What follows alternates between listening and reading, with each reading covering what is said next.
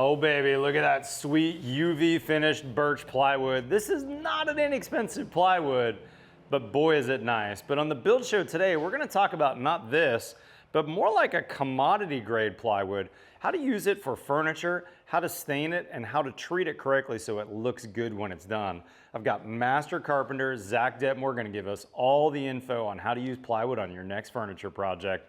Best of build show, let's get going.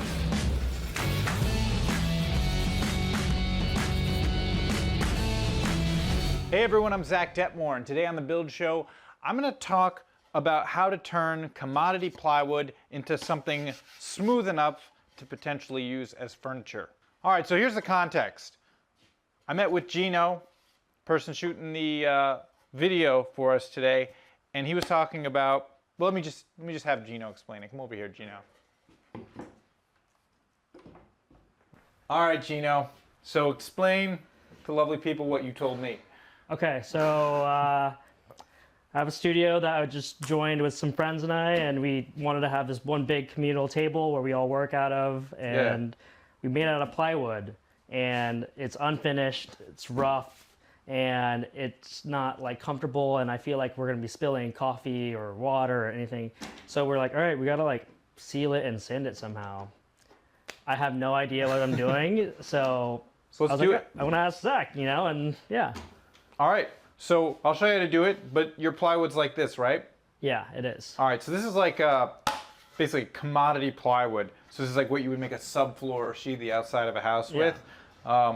It's just like relatively soft, so it's not like a hard veneer, but the good news is it's relatively thick, so you can sand it. Okay. So I'll show you how to do it if you want to watch through the camera. Yeah, let's do it. All right, let's do it. Okay. Ready? Ready, 3, 2, 1, go for it. A couple things we need. We need the piece of wood.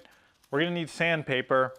Sandpaper comes in grits, right? So typically you don't really need something lower than 40, but because this is a relatively good surface, I'm gonna start at probably 80, do 80, 100, and we'll just take it all the way through the grits up to 220. Now, you don't wanna skip grits.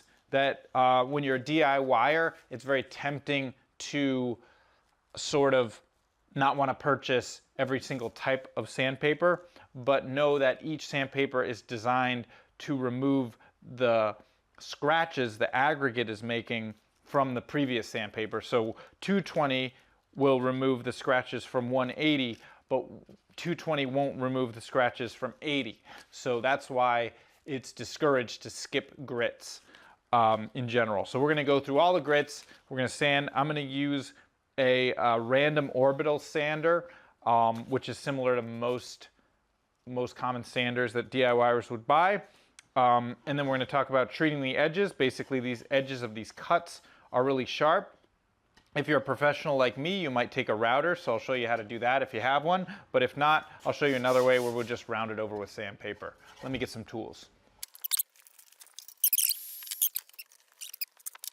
Okay, I've got a sander, sandpaper, a workbench, a clamp to hold the workpiece still, and I've got a router. So we're just gonna go ahead and start with the heaviest grit sandpaper. We'll make our way through and be good to go.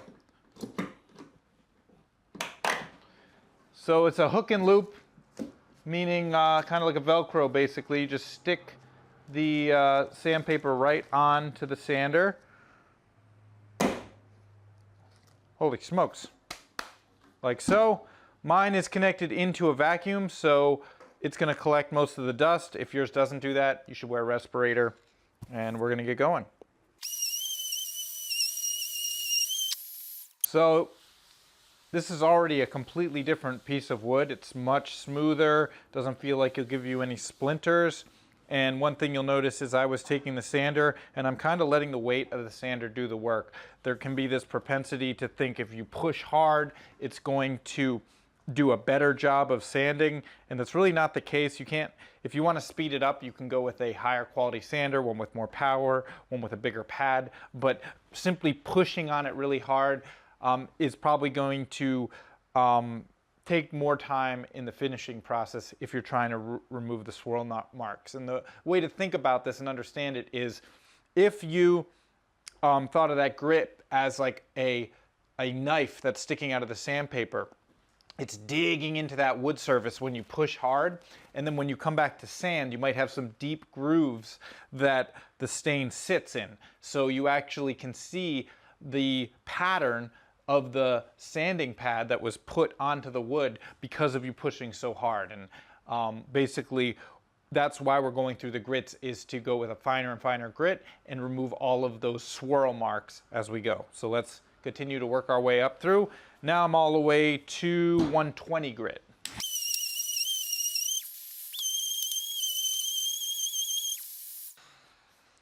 Next thing you might notice is these indentations in the board here. Now, if you're trying to get a mirror finish, something that's very, very smooth and flat, what you don't want to do is start using the sander like this to get into those gouges. If you're doing something like a live edge table where you've got knots and sort of variations in the wood, then it's perfectly acceptable to get in there. But it depends on the application, but say we wanted this to be smooth, I'm just going to have to go ahead and sand that whole area until I get down and get that dent out, or I can leave it and then add some filler later. So it depends. Because it's just a sample, I'm just going to continue to sand.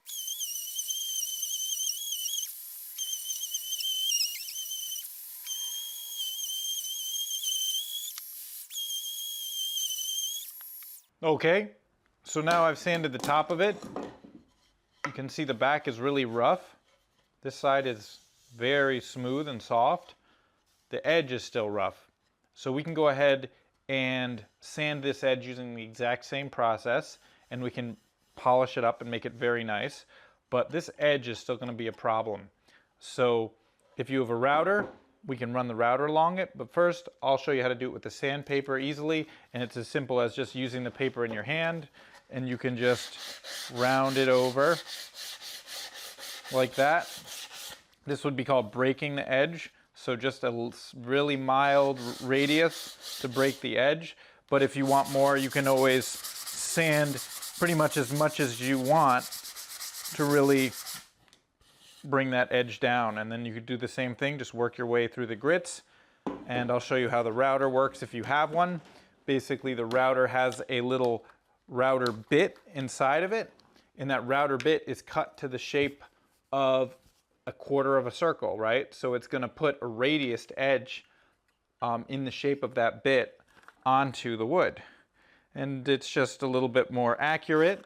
It's a little faster. It leaves a more highly polished edge, but it's also more consistent. When you're sanding, you've got different pressure. You're relying on your hand, versus if you use a router, you get that consistency of cut, and it's going to be a little bit more reliable and faster. So I've connected my vacuum. I turn the router on.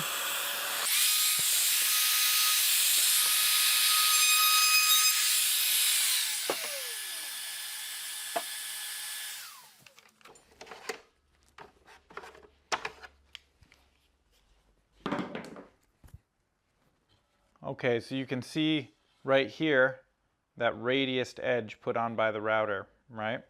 This is the one I did by hand. So the router's nice and consistent, but you could still get a splinter from either of these. So we're going to go ahead and finish both of these edges, and then we'll get on to finishing.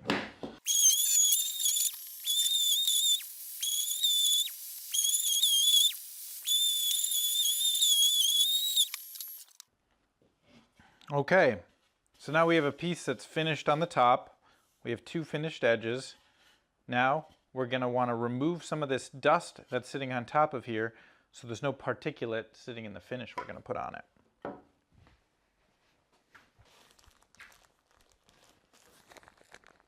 To remove this surface dust, we're going to use a product called a tack cloth. And basically it's a piece of cloth which has some sort of stickiness to it. I think it was traditionally wax, but I don't know what they put on it now. But all you're going to do is basically just wipe down the surface of your workpiece.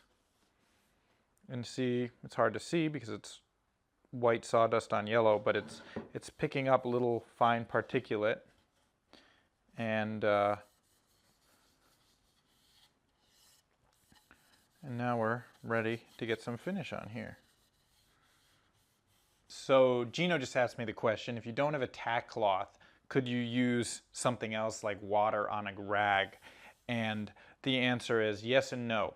So if you've watched some of my previous videos, you'll know there's something called water popping, and that's getting the surface of the wood wet to open the grain, which will allow it to accept a stain. Now, if we were staining this, maybe we do want to open the grain up, but maybe if it's just a clear, we would prefer to have a more smooth surface that we've sanded to that 220 grit to apply the clear to. So because Gino wants his piece of furniture to look like a piece of plywood, we're just going to do a clear on this. So we're going to skip the water popping.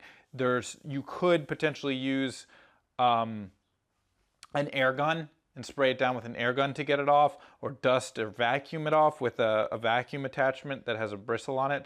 But getting the piece wet is potentially going to undo some of the sanding you just did. So that's why the tack cloth is important.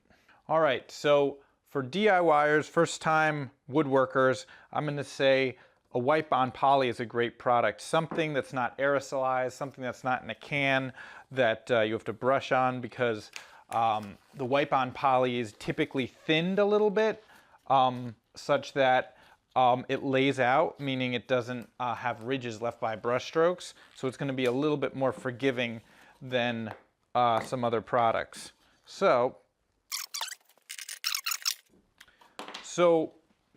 I would typically use like some sort of lint-free rag, but for the sake of it being DIY friendly, most people have access to paper towels. So we can put a little bit on the rag or even a little bit on the workpiece, and we're just going to rub it in. And basically we don't want this puddling, we don't want it pooling. Typically the best result is going to be to wipe in the direction of the grain, meaning the way the tree grew.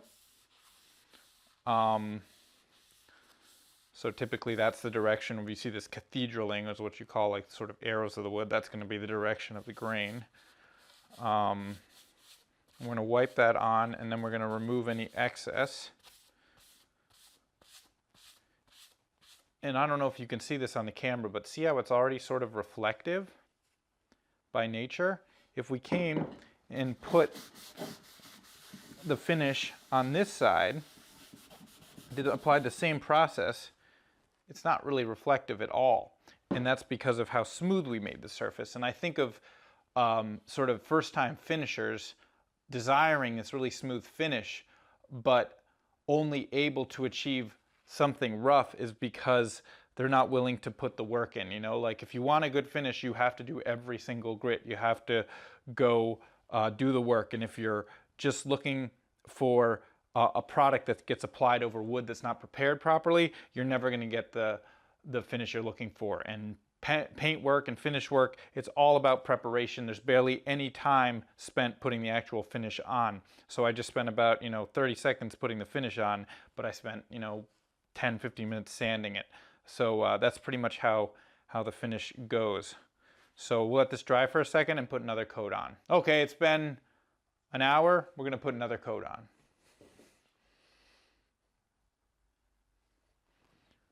Maybe I overdid it. It's gonna take more finish on the first coat than it will on the second, because you really sealed up the grain with that first coat. So I may have overdone it with that pour, but I will wipe it off if there is excess.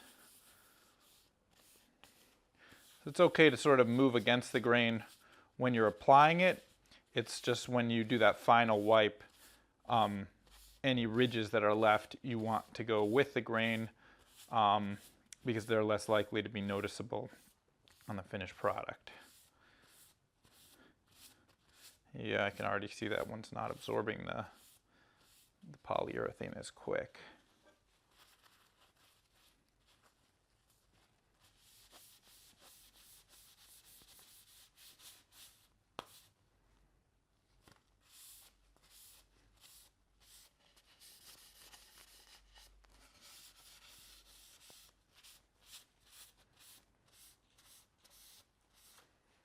All right, we'll let that dry for a bit.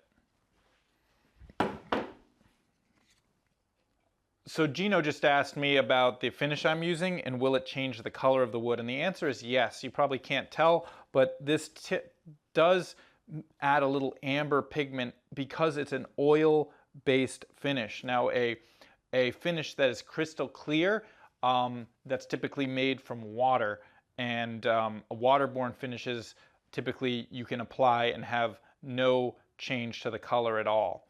One thing I think is interesting is you can see where I had the clamp, and I don't know if you can see sort of the variation on the board of how this is sort of shiny and reflective, and the area that hasn't been prepped properly is rough and textured, and you know, doesn't look like something you'd be able to easily clean coffee off of at all. Okay, so I came back after an hour. We've got the 2 coats are mostly dry. This needs more time to cure up, and then what we'll do is we'll actually come back with 220 grit sandpaper, sand it down because there might be dust particles that have stuck to this as it's drying. We'll do the tack cloth again and apply another coat over it, and that sort of repetition of apply, finish, let it dry, sand, wipe the dust off, refinish is how you build up a coat. Because if you think of this is actually acting like a filler. So it's filling in those pores of the wood, but it needs to be filled, knocked down, filled, knocked down, filled, knocked down, for you to get that smooth finish that's easy to clean. And that's why, you know, you see people using products like epoxy, for example, these big epoxy resin tables. What they're doing is they're basically building up all those layers in one massive shot by dumping a big